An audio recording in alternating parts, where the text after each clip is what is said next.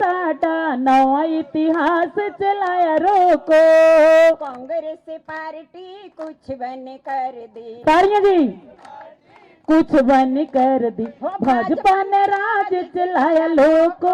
हाँ जी भाजपा ने राज चलाया लोको। राजी रे जय राम ठाकुर नवा इतिहास रचाया लोको इतिहास बनाया लोको। राजी रे विजय राम साडा नवा इतिहास रचाया लोको। फिर हिम केर योजना जयराम चलाई। हिम केर योजना जयराम चलाई। पैसा कोई भी नहीं लगता लोको। पैसा कोई भी नहीं लगता लोको। राजी होई करे आंदे लोको। राजी होई कन करे आंदे लोको। राजी रे विजय राम साडा नवा इतिहास बनाया लोको। राजी रे जय राम साडा नवा इतिहास बनाया लोको। बुढ़िया जो पेंशन जयराम लाई। बुढ़िया जो पेंशन जयराम लाई। 80 ते 60 बनाई लोको। बोलो 80 ते 60 बनाई लोको। होई गए माला माल लोको। ओ होई गए माला माल लोको। राजी रे विजय राम साडा नवा इतिहास बनाया लोको। राजी रे विजय राम साडा नवा इतिहास बनाया लोको। गलोड़ में कॉलेज जयराम दीता। गलोड़ी जो कॉलेज जयराम दिता। वो विजय दियास पुजाई लोको। हो विजय जी दियास पुजाई लोको। विजय जो विजय दिलानी लोको। हुण विजय जो विजय दिलानी लोको। राजी रे वे विजय साडा नवा इतिहास रचाया लोको। राजी रवे विजय साडा नवा इतिहास बनाया लोको। 12 नवंबर जो वोटां पानियां। 12 नवंबर जो वोटां जे पानियां। 12 नवंबर जो वोटां पानियां। 12 नवंबर वोटां जे पानियां। रली मिली सारियां सारियां जी। सौगी जाना। रली मिली सारियां वोटां जो जाना। रली मिली सारियां सौगी जाना। रल मिल सारियां सौगी जे जाना। कमल दा बटन लगाना लोको। कमला दा बटन दबाना लोको। राजी रे विजय राम साडा नवा इतिहास बनाया लोको। राजी क्या बात है जी। जहो लोको। कांग्रेस पार्टी कुछ बन कर दी। हाँ कांग्रेस पार्टी कुछ बन कर दी। भाजपा ने राज चलाया लोको। हाँ जी भाजपा ने राज को। राजी रे विजय राम साडा नवा इतिहास बनाया लोको। राजी रे विजय राम साडा नवा इतिहास बनाया लोको। लोअर हड़क विच पुल बनाया। लोअर हड़क विच पुल बनाया। बच्चों की समस्या सुलझाई लोको। हो बच्चियां दी समस्या सुलझाई लोको। बेटे जो स्वर्ग बनाया लोको। हड़ेटे जो स्वर्ग बनाया लोको। विजय जो विजय दलानी लोको। असा विजय जो विजय दिलानी लोको। अपना धर्म निभाना लोको। असा अपना फर्ज निभाना लोको। राजी रे विजय राम साडा नवा नवा इतिहास बनाया लोको। राजी रे विजय राम साडा नवा इतिहास बनाया लोको। 50% आरक्षण तुहांजो दीता। 50% आरक्षण महिला जो दित्या। महिला दा सम्मान बढ़ाया लोको। हो महिला दा सम्मान बढ़ाया लोको। पंचायती च बनी बनी बंदियां लोको। पंचायती विच बनी बनी बहन लोको। लोकां च बनी बनी बहन लोको। लोकां च बनी बनी बहन लोको। जिले च बहन लोको बोलो जिले च बनी बनी बहन लोको तालियां राजी जी रहे जय राम साडा नवा इतिहास बनाया लोको राजी रवे जय राम साडा नवा इतिहास बनाया लोको 8 दिसंबर नतीजे आने 8 दिसंबर नतीजे आने मिली ने जश्न बनाना रोको सारे मिली ने जश्न मनाना लोको भाजपा की सरकार बनानी लोको हो भाजपा सरकार बनानी लोको हो विजय दे कर नाच पाना लोको हो विजय जी दे कर नाच पाना लोको विजय जो विजय दलानी लोको हो विजय जो विजय दिलानी लोको राजी रे जय राम साडा नवा इतिहास बनाया लोको जय हो जय हो जय हो जय राम जी की जय जय श्री राम। विजय जी की जय हो जय हो जी जनता की जय हो जी जय हो आया वो चुनाव हो जाना असा साथ वो आया वो चुनाव हो जाना असा साथ वो वोटां दी आई गई बारी निभानी जिम्मेदारी हो आया वो चुनाव हो जाना असा साथ वो आया वो चुनाव हो जाना असा साथ वो वोटां दी आई गई बारी निभानी जिम्मेदारी हो। हाँ जी बहुत बहुत बधाई हमारे माननीय मुख्यमंत्री जी जो हमारे नदौन क्षेत्र के लिए और गलोड़ के लिए जो आपने बहुत बड़ा हमें ये सौगात दी है जो हमें ये कॉलेज दिया है क्योंकि हमारे बच्चे ये दूर दराज से आकर के हमीरपुर में वहां बरौली में वहां नदौन में जाते थे जी। जोरदार तालियां जी जयराम जी के लिए।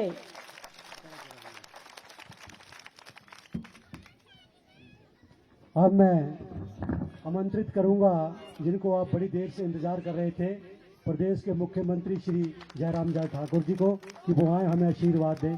श्री जयराम ठाकुर जी।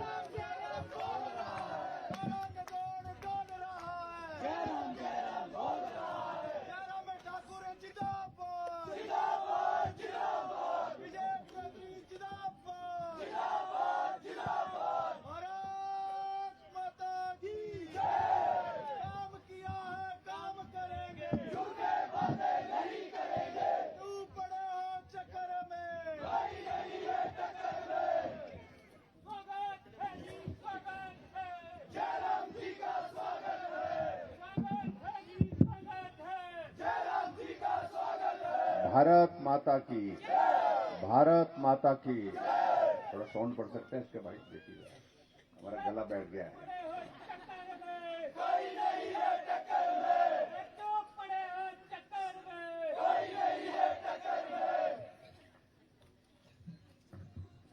आज इस चुनावी सभा में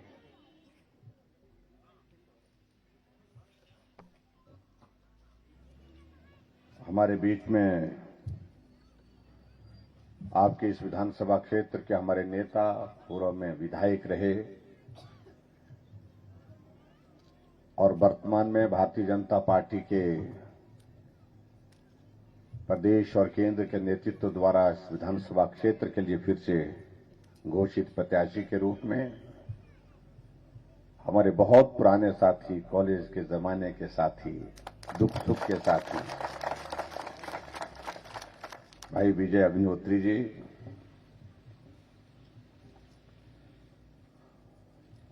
मंडल के अध्यक्ष श्री हरदयाल सिंह जी, किसान मोर्चा के अध्यक्ष प्रदेश के हमारे हुक्म सिंह बैंस जी, हमारे बीच में भाई नवीन शर्मा जी, श्री राजेंद्र जी, बहन बंदना योगी जी, ब्लॉक समिति की के चेयरमैन कमलदत्त शर्मा जी, श्रीमती अनीता गर्ग जी, श्रीमती कमलेश जी, डॉक्टर नरेश जी, राजेश जी, पवन जी और उपस्थित सभी यहाँ भाइयों बहनों जो पार्टी के हमारे साथी हैं, वरिष्ठ नेता हैं, सभी का नाम संबोधन में संभव नहीं है। उपस्थित सभी यहाँ पर पत्रकार मित्रों, आज फिर से एक बार आपके इस विधानसभा क्षेत्र के अंतर्गत आप सबके दर्शन करने का सौभाग्य प्राप्त हुआ और चुनाव के दिनों में आपकी शुभकामनाएं लेकर के मैं यहां से जाऊं, ये मेरी इच्छा थी।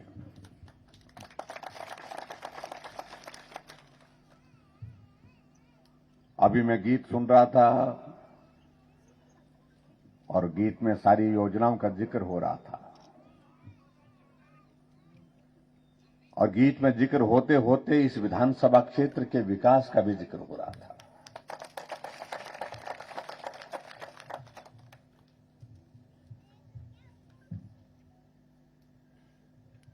इस विधानसभा क्षेत्र से भारतीय जनता पार्टी के विधायक के नाते हमारे साथ साथी नहीं थे, लेकिन उसके बावजूद भी हमारे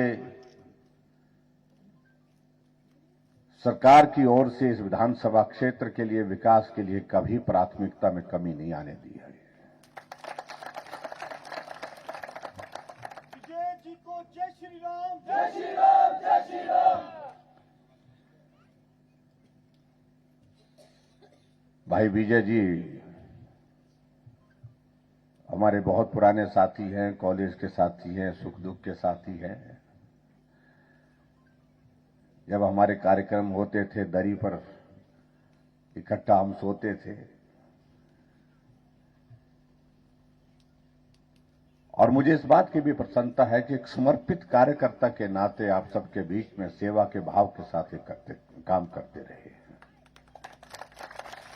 जय राम जी को जय श्री राम, जय श्री राम, जय श्री राम। जय राम जी को जय श्री राम, जय श्री राम, जय श्री राम।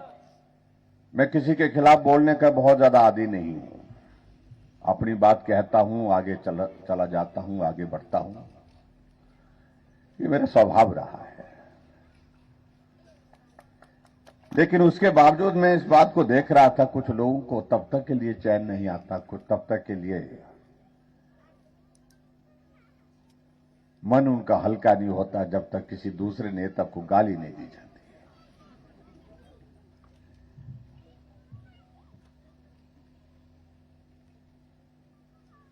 और हिमाचल प्रदेश में इन 5 साल के कार्यकाल में कुछ मित्रों से हम यही सुनते रहे,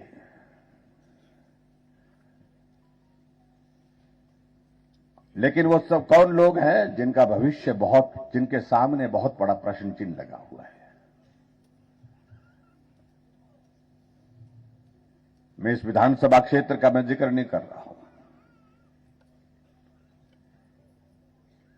लेकिन इस विधानसभा क्षेत्र से बाहर कुछ नेता इस प्रकार से बातें करते हैं, जब कुछ नहीं कहने को होता है तो उनको लगता है कि खबर तभी बनेगी जब गाली दी जाए।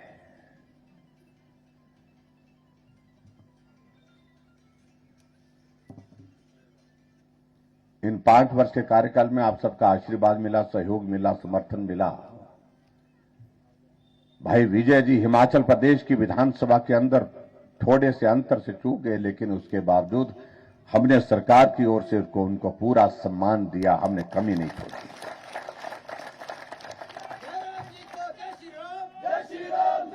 मुझे लगता है कि अपने आप में यह संदेश पर्याप्त है।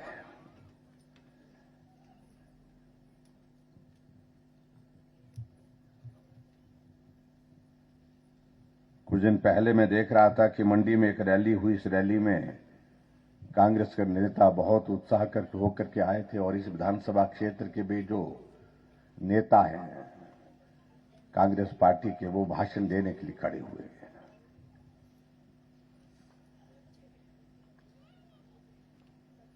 कहने लगे कि मंडी के लिए मुख्यमंत्री दिया, जैसे कि उन्होंने बहुत बड़ी कृपा की हमारे ऊपर। लेकिन वो मंडी का नहीं, वो सिराज का हो गया, धर्मपुर का, 2 विधानसभा क्षेत्र का जिक्र किया।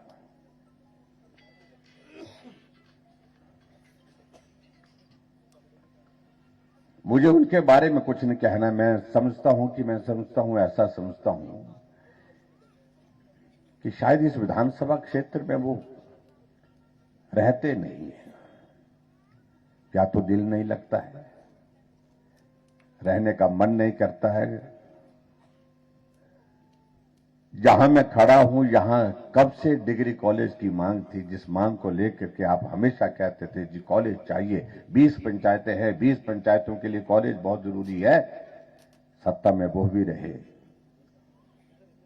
और एक बार नहीं अनेक बार।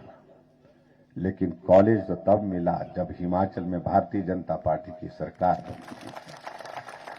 और जो इस बात का जिक्र कर रहे हैं कि हिमाचल में कहीं विकास नहीं हुआ, तो अपने यहां पर भी कम से कम मेहरबानी करके थोड़ा देख लें कि अगर आपके इस विधानसभा क्षेत्र में अगर कॉलेज खोलने की बात आई तो कॉलेज हमने दिया है। अगर इस विधानसभा क्षेत्र के अंतर्गत अगर यहां पर आईपीएच का डिवीजन देने की अगर बात आई, आईपीएच का डिवीजन भी हमने दिया। यहां पर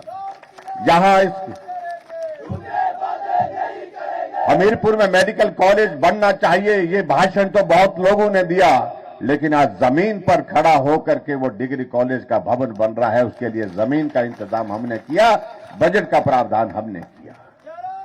आपके इस नादौन विधानसभा क्षेत्र में पानी का संकट है, पानी की संकट के लिए योजना चाहिए, उसके लिए पैसा चाहिए, उसके लिए विकास के लिए उसके लिए पूरा करने के लिए हमको बजट का प्रावधान करना चाहिए। कभी आज से पहले नहीं सोचा, हमने बजट का प्रावधान करके करोड़ों रुपए की लागत से आपके इस विधानसभा क्षेत्र में पेयजल योजना की थी।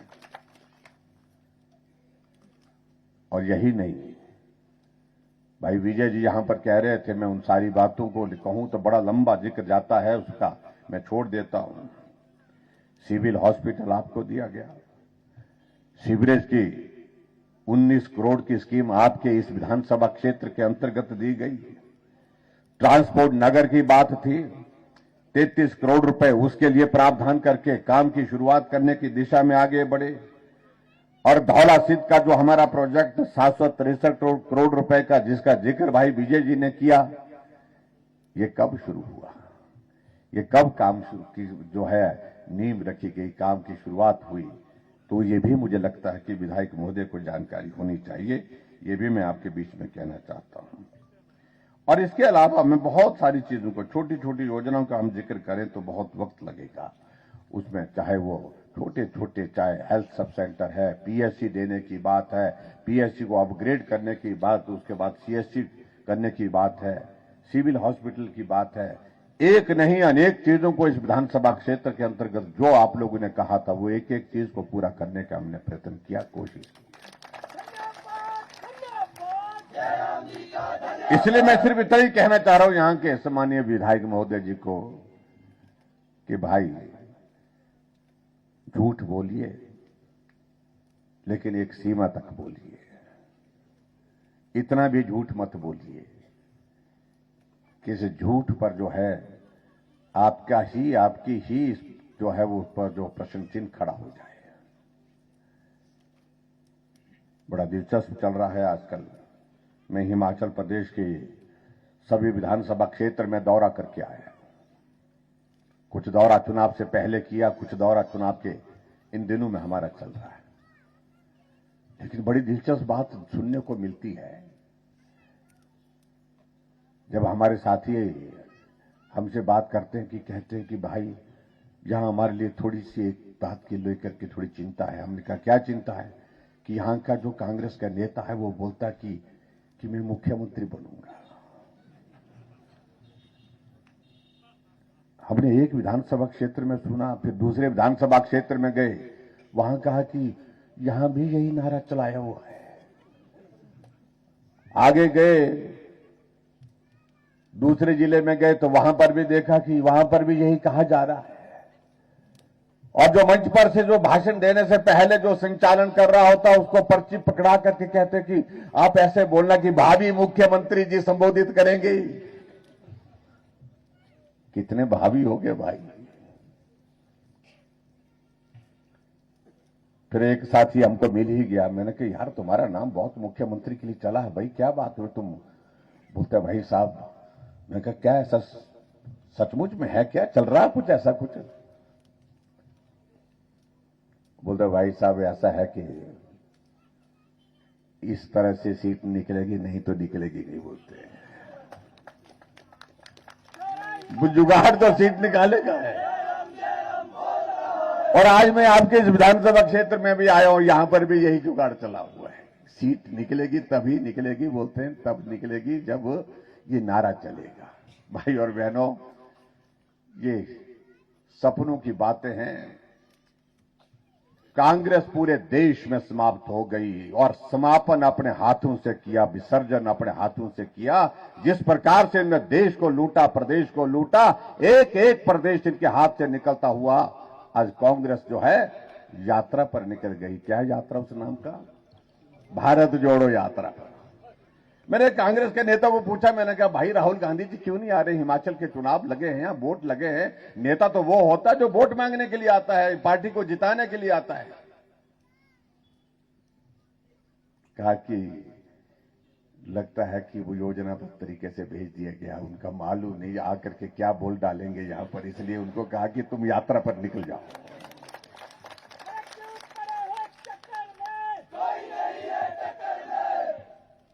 और कांग्रेस के नेता बोलते हैं कि हमारे लिए तो संकट होता है जब वो आ जाते हैं तो आकर के क्या बोल जाएंगे, जब तक उनका भाषण समाप्त नहीं होता हमारी सांस अटकी रहती है। बोलते हैं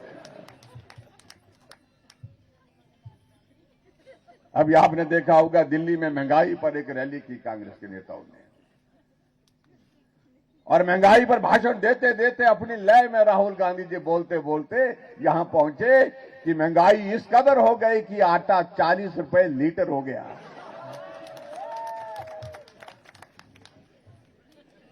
सामने बैठे कई लोगों ने माथा ऐसा पकड़ा।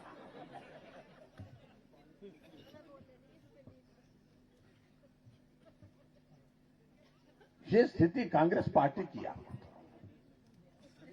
क्या उम्मीद कर सकते हैं उस पार्टी से?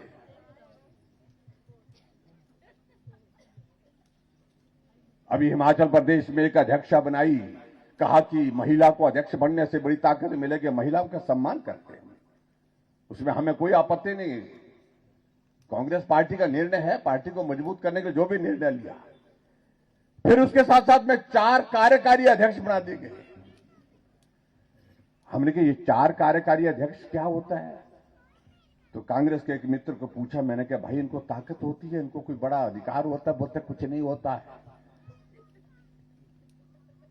लेकिन मैं एक दिन में सुन रहा था कि कांग्रेस के अध्यक्षा को 4 स्तंभ जो है दिए गए हैं ताकि ये भवन मजबूती के साथ जमीन पर खड़ा रहे। एक नेता भाषण दे रहे थे और 4 कार्यकारी अध्यक्ष में से 2 निकल करके भाजपा में शामिल हो गए, अब 2 खंभों पर खड़ी है।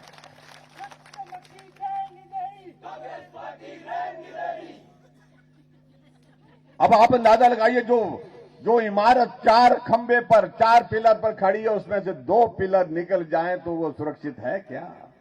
कभी भी लुढ़क जाएगी भाई। जो कांग्रेस के लोगों ने जब इस तरह से हमारी पार्टी में शामिल होकर के मीडिया का सामना किया, पत्रकारों ने पूछा कि आप कांग्रेस के पुराने नेता थे, आप पार्टी छोड़ करके क्यों आए? एक नेता ने कहा कि बहुत देर हो गई भाई साहब, बहुत पहले आना चाहिए था। कोई भविष्य नहीं है, और भविष्य इसलिए नहीं है कि पूरे देश के लोगों का विश्वास ही समाप्त हो गया उस पार्टी पर जो सबसे पुरानी पार्टी अपने आप को कहती थी। वो पार्टी जो 75 वर्षों में से 50 साल तक सत्ता में रही और भ्रष्टाचार के अनेकों आयाम स्थापित किए। आप कल्पना करिए, अगर कांग्रेस का शासन होता तो मुकाबला किस बात का होता है? एक आदमी 1,86,000 करोड़ रुपए का घोटाला करता है, दूसरा 1,76,000 करोड़ रुपए का घोटाला करता है, उसमें भी प्रतिस्पर्धा, कंपटीशन उसमें भाई। आज 8 साल से ज्यादा वक्त हो गया हमारे देश के यशस्वी प्रधानमंत्री नरेंद्र मोदी जी को, लेकिन एक आदमी कोई उंगली उठा करके कह सकता है कि आपके ऊपर यह आरोप है? नहीं कह सकता। यह अंतर है जिसको समझने और समझाने की जरूरत है। दोनों हाथ से लूटते हैं।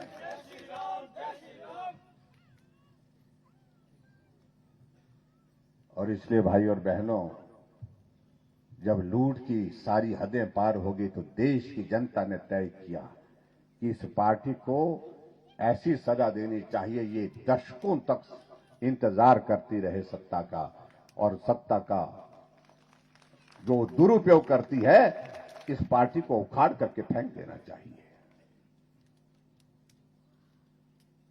लेकिन विचित्र बात है, उसके बावजूद भी आज हम देख रहे हैं यहां शोर डाल रहे हैं कि हम आ रहे हैं जी, हम आ रहे हैं। हमने कहा भाई आओगे कैसे तुम, जब आने देंगे तो ना।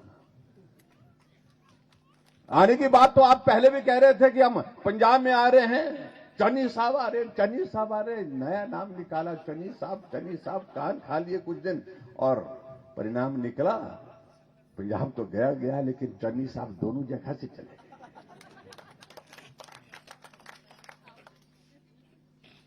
उत्तराखंड में कह रहे थे बारी हमारी, लेकिन बारी वहां भी नहीं आई, और वहां पर धामी जी थे, धामी जी फिर मुख्यमंत्री बन गए, वहां पर भी बारी नहीं आई। अब आजकल हिमाचल में बोल रहे हैं कि हमारी बारी है। हमने कहा बारी का रिवाज खत्म हो गया भाई, गलत फहमी में मत रहो, पूरे देश में बारी खत्म हो गई। आज हमारे लिए खुशी की बात है कि हमारे यशस्वी प्रधानमंत्री नरेंद्र मोदी जी के नेतृत्व में जिन राज्यों में भाजपा की सरकारें नहीं बनती थी वहां भाजपा की सरकारें बनकर के चल रही हैं, और जिन राज्यों में भाजपा की सरकारें 5 वर्ष के बाद बदल जाती थी उन राज्यों में फिर से भाजपा की सरकारें बनकर के चल रही है। रिवाज बदल गया भाई, समझो तो सही, ये दीवार पर लिखी हुई बात है। उत्तराखंड जब से बना तो हर 5 वर्ष बाद सरकार बदल जाती थी, लेकिन अब की बार रिवाज बदला, भाजपा की थी, भाजपा की फिर बनी। उत्तर प्रदेश में 37 वर्षों से हर 5 वर्षों में सरकार बदल जाती थी, अब की बार फिर सत्ता योगी जी के हाथ में, फिर 5 वर्ष पूरा करने के बाद मणिपुर में फिर भाजपा, गोवा में फिर भाजपा, हरियाणा में फिर भाजपा, गुजरात में 30 वर्षों से भाजपा। इसलिए भाई और बहनों, जो बातें कह रहे हैं उन बातों पर हमको समझने की जरूरत है। आजकल नया तरीका निकाला है, गारंटी दे रहे हैं। हमने कहा पहले तो अपनी गारंटी की बात कर लो, अपनी गारंटी भी है कि नहीं है। जिनकी अपनी गारंटी नहीं वो गारंटी की बात कर रहे हैं। क्या हम गारंटी देते हैं कि हम महिलाओं को 18 साल से 60 साल की महिलाओं को 1500 रुपए उनके खाते में डालेंगे? गारंटी की बात मैं इसलिए मैं कह रहा हूं कि बहुत प्रचार करें, महिलाओं को बुला कर कहते बहन जी आओ फार्म भरो, और उसके बाद ना आपको बहुत देर हो जाएगी, अगर फार्म ना चुनाव तक नहीं भरा उसके बाद नहीं मिलेंगे आपको, जल्दी करो फार्म भरो। आपके पता नहीं किया कि नहीं, करके जा रहे हैं। और मैं समझता हूं कि चुनाव आयोग को भी इसका संज्ञान लेना चाहिए। और दूसरी बात, मैं गारंटी की अगर मैं बात कहूं, अरे गारंटी तो आपने 2012 में ये दी थी कि हिमाचल के हर परिवार से नौकरी देंगे। उस गारंटी का क्या हुआ, पहले तो इसका जवाब दीजिए। क्या हिमाचल प्रदेश के नौजवानों के लिए हर घर में नौकरी मिली? क्या नहीं मिली तो गारंटी का कोई मतलब नहीं बनता है। वादा तो उन्होंने ये किया था कि अब हिमाचल प्रदेश में सरकार बनाएंगे तो बेरोजगारों को बेरोजगारी भत्ता देंगे। क्या बेरोजगारी भत्ता दिया जा रहा है क्या? और यही कहा था महंगाई खत्म करेंगे, हम सत्ता में आएंगे 2012 के चुनाव में, हम बेरोजगारी खत्म करेंगे। इसलिए गारंटी देने का कोई अधिकार नहीं है। और आप कोशिश कर रहे हैं लोगों को गुमराह करने का, लोग सुन रहे हैं लेकिन लोग मानेंगे नहीं, इस बात का हमको यकीन है, इस बात का हमको विश्वास है, इस बात को हम दावे के साथ कहते हैं। लेकिन इधर हम खड़े हैं, हमने गारंटी नहीं दी, हमने जो कहा तो वो करके दिखाया है। अगर हमने एक बात कही है, मुझे मालूम नहीं था कि मैं हिमाचल प्रदेश का मुख्यमंत्री बनूंगा, लेकिन भाग्य के साथ कई बार ऐसी परिस्थितियां होती है, जिम्मेवारी दी गई पार्टी के केंद्र के नेतृत्व द्वारा, आदरणीय प्रधानमंत्री नरेंद्र भाई मोदी जी हमारे केंद्र के नेतृत्व द्वारा, लेकिन हमने हिमाचल प्रदेश में कभी नहीं कहा था कि हम 60 साल से ऊपर के सभी बुजुर्गों को पेंशन का प्रावधान करेंगे, लेकिन हमने करके दिखा दिया। हमने गारंटी नहीं दी, हमने हिमाचल प्रदेश के बुजुर्गों का सम्मान करते हुए हमने कहा यह जरूरी है। पहली कैबिनेट में निर्णय लिया 70 साल से ऊपर सभी बुजुर्गों को पेंशन, और फिर उसके बाद अभी हमने 60 साल से ऊपर सभी बुजुर्गों के लिए पेंशन का प्रावधान किया। कहते कि हम भी देते थे। अरे कब देते थे? तुम तो 80 वर्षों के बाद देते थे। जब 80 साल का आदमी हो जाता तो उसके बाद देते थे। उनको मालूम था कि 80 साल के बाद बहुत सारे तो निपट जाएंगे, जो बचेंगे उनके बारे में थोड़ा बहुत सोचेंगे, क्योंकि टेक्निकल आदमी है ना ये लोग सारे कांग्रेसी। लेकिन हमने कहा अगर बुजुर्गों की वजह से हमने इस दुनिया को देखा है, समझा है, सीखा है, उनके प्रति सम्मान का भाव होना चाहिए। 60 साल से ऊपर सभी बुजुर्गों के लिए पेंशन का प्रावधान किया। वो 4 लाख लोगों को पेंशन देते थे, हम 7.5 लाख लोगों को पेंशन दे रहे हैं। वो 400 करोड़ पेंशन पर खर्चते थे, हम 1300 करोड़ रुपए पेंशन पर खर्च रहे हैं। हमने वादा नहीं किया था, हमने कोई गारंटी नहीं दी थी। हमने तो गारंटी इस बात की भी नहीं दी थी कि हिमाचल प्रदेश के गरीब लोगों का इलाज मुफ्त में होगा, ये हमने नहीं कहा था, लेकिन हमने ये करके दिखाया। आयुष्मान भारत आदरणीय प्रधानमंत्री जी ने पूरे देश में शुरू की, तो हिमाचल प्रदेश में गरीब लोगों के इलाज के लिए हमने हिम केयर की शुरुआत की। 3.5 लाख से ज्यादा गरीब लोगों का मुफ्त में इलाज करके हमने उनको स्वस्थ करके जो है उनको हमने घर भेजा। हमने गारंटी नहीं दी थी, हमारे मन में था गरीब लोगों के इलाज के लिए कोई योजना बननी चाहिए। आज से पहले नहीं थी, ये बहुत बड़ी कमी थी, इस कमी को ठीक करना चाहिए, हमने किया। हमने कहा हिमाचल प्रदेश में हर घर में गैस का चूल्हा क्यों नहीं होना चाहिए? गरीब आदमी है, गरीब के घर में क्यों नहीं होना चाहिए? आदरणीय प्रधानमंत्री नरेंद्र भाई मोदी जी ने उज्ज्वला योजना के अंतर्गत पूरे देश भर में गैस के चूल्हे देने की बात कही, और हिमाचल प्रदेश को भी गैस के चूल्हे उज्ज्वला योजना के अंतर्गत मिले।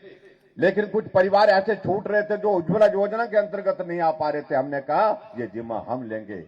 हमने 3,35,000 से ज्यादा गैस के चूल्हे हर घर में पहुंचाए। एक भी घर नहीं छोड़ा जहां गैस का चूल्हा नहीं पहुंचाया। गरीब से गरीब घर। हमने गारंटी नहीं दी थी, जो करना होता वो करना होता है। हमने एक और चीज देखी, हमने कहा ऐसे बहुत सारे लोग हमने देखे गांव में जाते हैं, घरों में जाते हैं, कोई आदमी बिस्तर पर पड़ा है, बीमारी ऐसी लग गई है, उसकी मदद करने के लिए हमने कहा सोचना चाहिए। जो अपना इलाज, जो अपना काम भी खुद नहीं कर सकते, ऐसे लोग हमने रजिस्ट्रेशन करने के लिए अधिकारियों को कहा। 20,000 से ज्यादा ऐसे लोग निकले जो जिंदा तो हैं, लेकिन अपने हाथ से पानी का गिलास भी उठा करके ला नहीं सकते, क्योंकि बीमारी ऐसी लगी है, बिस्तर पर पड़े हैं। किसी को ब्रेन हेमरेज हुआ पड़ा है, किसी को पैरालिसिस हो गया है, किसी को हार्ट का स्ट्रोक होने के बाद जो है वो उसकी परेशानी, किसी के एक्सीडेंट के कारण स्पाइनल कॉर्ड चले गई है, किसी की कैंसर की स्टेज 3 है, स्टेज 4 है, किसी की किडनी फेल है। सबका रजिस्ट्रेशन किया, और 20,000 से ज्यादा लोग ऐसे लोग हैं जो बिस्तर पर पड़े हैं। हमने सहारा योजना उनके लिए शुरू की, 3,000 रुपए उनके खाते में हर महीने की मदद का। लेकिन कांग्रेस ने कभी नहीं सोचा कि गरीब लोगों के लिए ऐसी भी मदद करनी चाहिए। इसलिए एक नहीं अनेकों योजना, बीपीएल परिवार की बेटी की शादी के लिए जो गरीब आदमी है, मां बाप की भावना होती है कि हम अपनी बेटी को आशीर्वाद के साथ कुछ शगुन तो दें, लेकिन जब महसूस करते हैं मैं गरीब हूं, दे नहीं सकता, हमने कहा आपका मां बाप का आशीर्वाद ही काफी है, हम इस भूमिका को निभाएंगे। हमने ये तय किया, जो बीपीएल परिवार की बेटी है, जिस दिन उस बेटी की शादी होगी 31,000 रुपए हम शगुन के रूप में उस बेटी को देंगे, हम दे रहे हैं। और आगे बढ़कर के हमने ये भी तय किया कि हमारी माताएं बहनें आबादी का आधा हिस्सा है, और इसलिए हमने तय किया माता बहनें अब घर का काम नहीं, घर से बाहर भी काम पर जाती हैं, इसलिए आने जाने का किराया भी आधा लिया जाएगा, ये भी हमने तय किया। गारंटी नहीं दी थी हमने, वो गारंटी देते हैं, हम करके देते हैं। हमने कहा गांव में पीने के पानी को लेकर के बहुत बड़ा संकट रहता है, हर गांव में हर घर में पानी का कनेक्शन मिलना चाहिए। इसके लिए अभियान चलाया। 75 वर्षों में 750 नलके लगे हिमाचल प्रदेश, 7.5 लाख पेंशन लगे, नलके लगे। और हमने 3 सालों में जब से ये अभियान हमने शुरू किया, हमने इन 3 वर्षों में 8,65,000 नलके हिमाचल प्रदेश में लगाए। 75 वर्षों में 7.5 लाख नलके और 3 वर्षों में 8,65,000 नलके लगे। कोई तुलना है? हर घर में नल और नल से जल, ये हमने किया है। और हमने ये भी तय किया कि हमने कहा पानी पिलाना बहुत पुण्य का कार्य होता है। घर में कोई मेहमान आता, सबसे पहले उसके लिए पानी दिया जाता है। हमने कहा पानी का पैसा नहीं लेना चाहिए। तय किया गांव में रहने वाले गरीब लोगों के घरों में जो नलके लगे हैं, उसके लिए हम उस खर्चे को हम उठाएंगे, सरकार की ओर से उठाएंगे। हमने कहा पानी पुण्य का कार्य है पिलाना, इसलिए हम कोई किराया नहीं। हिमाचल बिजली पैदा करता, बिजली पैदा करके हम बेचते हैं। हम पंजाब को देते हैं, हरियाणा को देते हैं, दिल्ली को देते हैं, राजस्थान को देते हैं। हमने कहा हिमाचल प्रदेश के गरीब लोगों के लिए भी हमको सोचना चाहिए। जो गरीब लोग हैं उनको राहत देनी चाहिए। हमने तय किया जो गरीब लोग हैं उनके लिए भी, और मध्यम वर्ग के लोग उनके लिए भी 125 यूनिट बिजली का हमने कहा कि 0 बिल के साथ हमने प्रावधान किया। अब बिजली आप जलाते हैं लेकिन बिल नहीं आता है। मैं दावे के साथ कह सकता हूं, जितने लोग यहां पर बैठे, बिजली का बिल आ तो रहा है लेकिन कितना आ रहा है? 0 आ रहा है ना।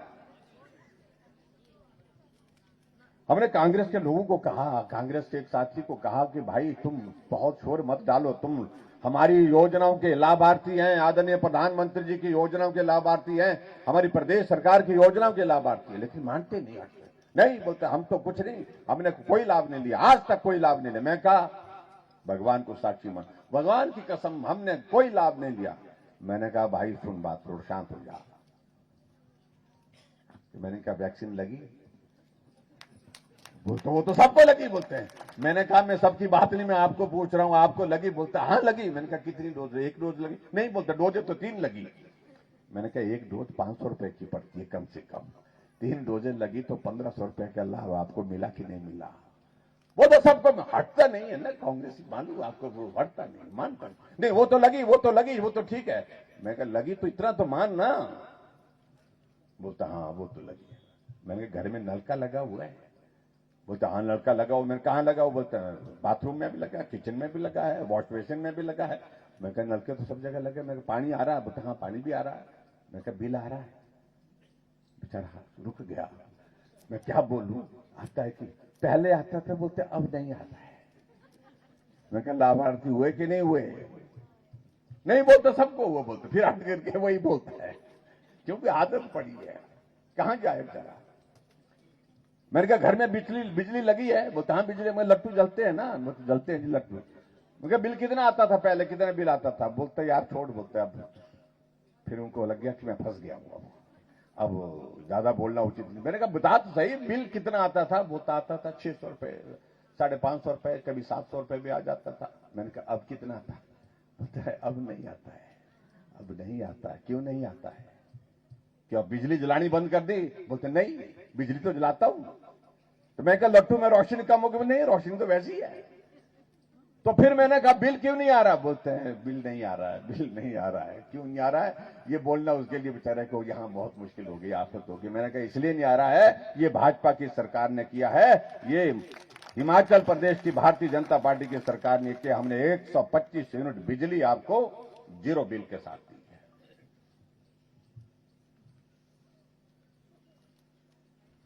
और कई तो कांग्रेसी ऐसे बोलते हैं भाई साहब आपने ऐसी योजना चला दी, हमारा तो घर में झगड़ा होने लग पड़ा।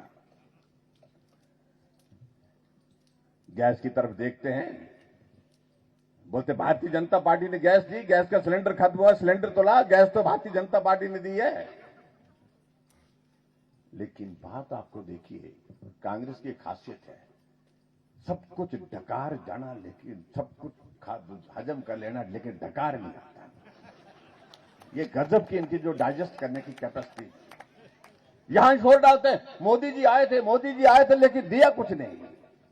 हमने कहा भाई साहब आप जरा सोचो, जरा ठीक तरह से बोला करो, आप कैसे नहीं दिया? बोलते नहीं कुछ नहीं दिया, मोदी जी आए, इनके नेता भाषण देते हैं, यहाँ के विधायक जो है यहाँ के, वो चेयरमैन कौन सी कमेटी बनाई है कांग्रेस ने? कोई कैंपेन कमेटी बनाई है। हमने कहा भाई ये कैंपेन कमेटी की चेयरमैन का क्या? किसी कांग्रेसी को पूछा हमने कि क्या होता है? बोलते कुछ नहीं होता, पूंछ होती है। बोलते पीछ लगा दी जाती है। जिसके लिए कोई पद नहीं रहता है उसको पूंछ लगा देते हैं, तो पूंछ लगा दी है। तो ऐसी स्थिति है। इसलिए भाई और बहनों में जहां मैं कह रहा था कांग्रेस के नेताओं की बातें, ये हिमाचल भाजपा के साथ चलना चाहता है। जो कहते हैं कि मोदी जी आए कुछ नहीं दिया, उनको इस बात को समझना चाहिए, ये बिलासपुर का एम्स का मतलब हम हिमाचल वासियों के लिए होता था दिल्ली। आज हिमाचल में एम्स का मतलब हम लोगों के लिए क्या हो गया? ये बिलासपुर हो गया। पढ़ो, ये मेडिकल कॉलेज जहां पर जमीन पर खड़ा हुआ, हमारी पार्टी के राष्ट्रीय अध्यक्ष जगत प्रकाश नड्डा जी बजट का प्रावधान करने के साथ साथ में मुझे कहा जयराम जमीन का इंतजाम करो, हम जल्दी काम शुरू करना चाहते हैं। हमने जमीन का इंतजाम किया और आज वो जमीन पर खड़ा होकर के आपका मेडिकल कॉलेज बन रहा है। उसको ये काम नहीं मानते।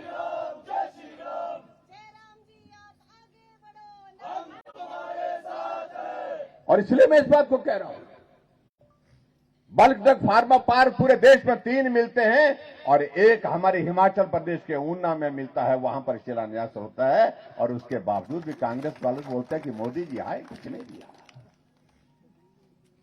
वंदे भारत ट्रेन पूरे देश में 4 शुरू हुई और उसमें से एक ही शुरुआत यहां पर हिमाचल प्रदेश के ऊना से की गई। उसके बावजूद भी कांग्रेसी बोलते हैं कि मोदी जी आए कुछ नहीं दिया। मंडी में आना हुआ प्रधानमंत्री जी का 28,000 करोड़ रुपए के एमओयू साइन उस दिन किए गए। रेणुका बांध का शिलान्यास किया गया उस दिन, और इतने बड़े प्रोजेक्ट देने के बावजूद कह रहे कि कुछ नहीं किया।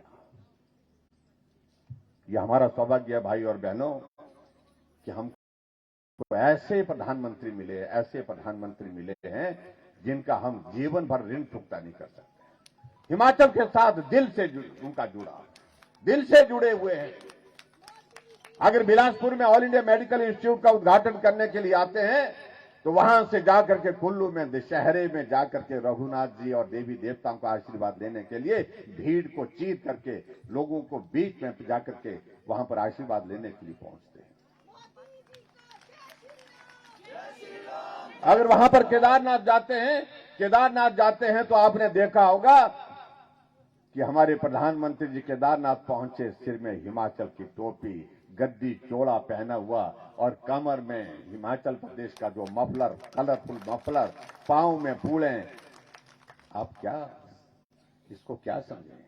सिर से पांव तक रग रग में हिमाचल, हर जगह हिमाचल उनके लिए इस प्रकार का सम्मान उन्हें दिया है। इसलिए भाई और बहनों, यहां कुछ नहीं, सरकार भाजपा की बनेगी और भाजपा की ही बनेगी। इस बात को लेकर के हमको आगे बढ़ना है, क्योंकि हमें ताकत देनी है देश के यशस्वी प्रधानमंत्री नरेंद्र मोदी जी को। हमें ताकत देनी है नरेंद्र भाई मोदी जी मजबूती के साथ 2024 में फिर सत्ता में आ सके। उसके लिए छोटा सा हिमाचल, जिसको वो अपना घर कहते हैं, हम उनके साथ चट्टान की तरह खड़े हैं। लेकिन इसके लिए जरूरत क्या है? विधायक चाहिए, हर जगह से चाहिए।